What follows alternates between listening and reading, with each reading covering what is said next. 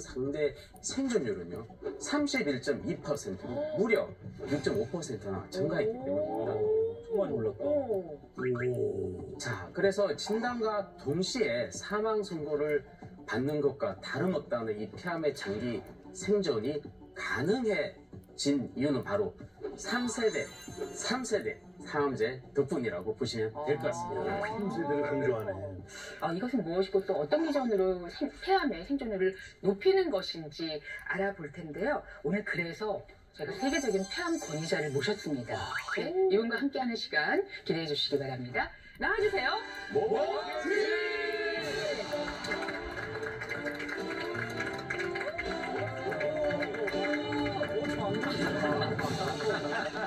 네.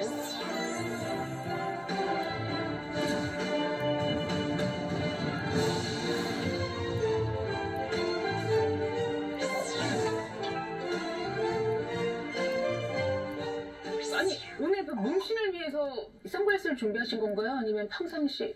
제가 이제 눈이 이제 안 좋아가지고 외래 볼 때 항상 이렇게 이제 빛을 차단하는 선글라스를 좀 끼고 외래를 보고 있거든요. 좀 남다른 선생님께서 오늘 네, 그러니까요. 그냥 못 부리신 줄 알고. 예.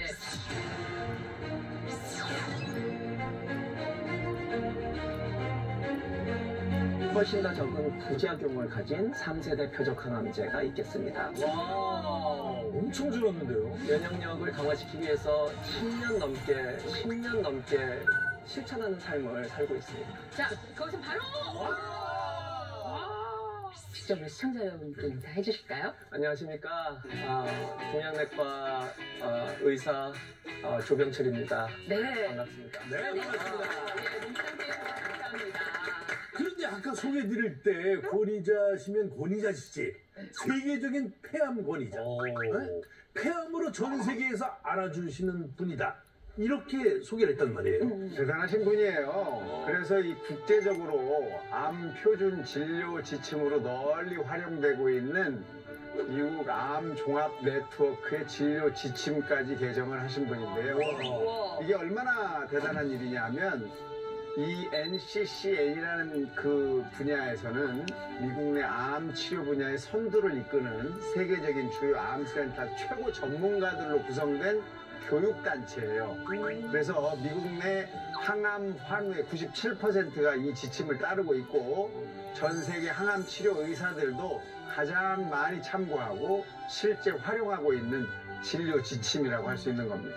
와, 그러면 이제 폐암 치료에 있어서는 이제 전 세계 표본이 된 거죠, 조병철. 그렇죠. 스탠다드 표준인 거죠. 박사님의 그 치료 방법이. 예, 예. 와. 이런 업적을 쌓을 수 있었던 이유가 있는데요. 이 조병철 교수님이 폐암 임상 연구라는 것을 아주 활발하게 하시기 때문입니다. 교수님은 폐암으로 더 이상 치료 옵션이 없는 환우들에게 임상 연구에 참여할 수 있는 기회를 제공해서 2022년 기준 연간 1249명의 환우가 임상 연구에 참여한 것으로 확인이 됐어요. 이렇게 연간 1000명 이상의 폐암 4기 환우들한테 신약의 사용을 참여해 볼 수 있는 이런 기회를 제공한다는 것 말이죠. 미국 내 최대 암 연구기관이라고 하는 MD 앤더슨 암센터에서도 아주 굉장히 놀라워하는 아주 진기록이라고 할 수 있습니다.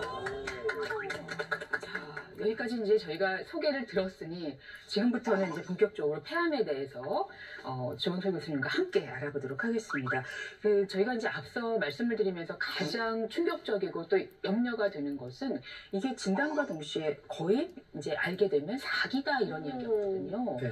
이게 정말입니까? 맞습니다. 맞습니다. 안타깝게도 전체 폐암 환자들이 진단 당시에 특히 이제 비소세포 폐암의 진단이 됐을 때 1기로 진단받는 비율이 28.4%, 2기의 경우 8.5%, 3기는 18.1%인데요. 진단과 동시에 사기로 진단받는 비율은 무려 45%입니다. 45%입니다. 너무 많다. 반이네, 그게. 사실 이 폐암은 크게 비소세포 폐암과 소세포 폐암으로 나눠집니다. 먼저 비소세포 폐암은 전체 폐암의 85 내지 90%를 차지하는데요. 현미경으로 관찰을 했을 때 이 암세포의 크기가 작지 않은 암을 말합니다. 반대로 소세포 폐암은 현미경으로 봤을 때 암세포 크기가 작은 암을 말하면서 전체 폐암의 10%에서 15%를 차지하고 있습니다. 비소세포 폐암보다는 악성도가 강하다는 것이 특징이죠. 그래서 같은 폐암이라 할지라도 어떤 종류의 폐암이냐에 따라서 예후도 다르고 치료법도 달라집니다. 그건 잠시 후에 아마 이제 알려주실 것으로 생각합니다. 네. 그런데 아까 비소세포 폐암의 경우에는 뭐 45% 정도가 이제 사기로 처음에 그렇게 진단을 받는 경우가 많다라고 말씀하셨어요. 그만큼 폐암은 이제 증상이 없다는 이야기잖아요. 실제로 무증상, 증상이 없었는데 어느 날 갑자기 폐암 사기라는 진단을 받은 환우분의 이야기를 저희가 들을 수 있었는데요. 제작진과의 인터뷰 같이 먼저 보실까요?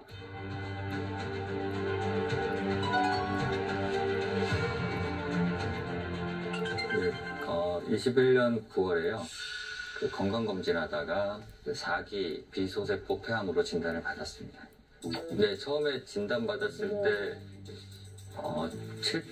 7.6cm인가 뼈가 되게 크죠.